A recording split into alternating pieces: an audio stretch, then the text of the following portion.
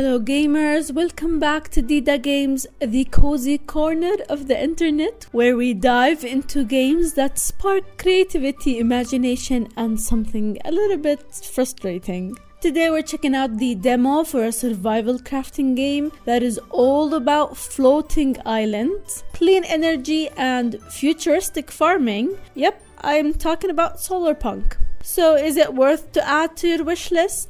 After playing the demo for nearly 3 hours, let's find out if it's worth your time. Solarpunk is a game that is being developed by Cyberwave and published by Rocaplay. It's a colorful survival crafting game set in a futuristic world where you live on a floating island. You can build your own little paradise, farm your food, automate processes with renewable energy, and eventually take off your own airship to explore distant islands. It also supports multiplayer, so if you want to build sky bases with friends, that's totally possible. On paper, it sounds like a dream game. Build, farm, craft, explore, very relaxing, very eco-chill vibes. But here's where it gets complicated. The demo starts off by asking you to chop down trees, destroy bushes, and mine rocks. Not exactly the sustainable, eco-friendly start I was expecting from a game called Solarpunk, right? Instead of restoring a polluted wasteland, you're industrializing a cozy nature island. It felt like I was disrupting nature more than saving it, which is weird, you know, for a game with a Solarpunk in the title. I really thought the goal would be rebuilding or healing the world. Instead, it felt like a regular surviving game with a clean energy skin.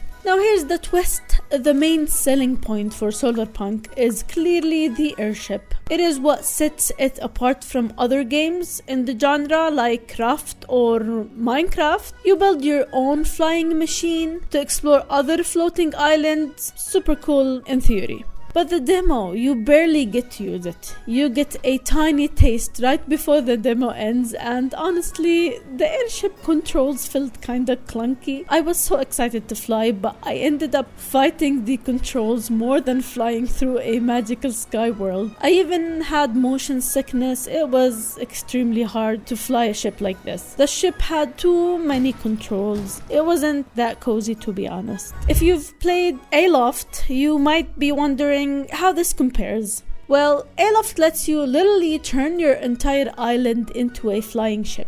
It also has a stronger narrative around restoring corrupted islands, and let's be real, it's more polished. Solarpunk is contrast, still feels like it's in early development. The building mechanics are fine, but a little rough about the edges. The visuals are beautiful, the concept is there, but it lacks that spark that makes you go wow.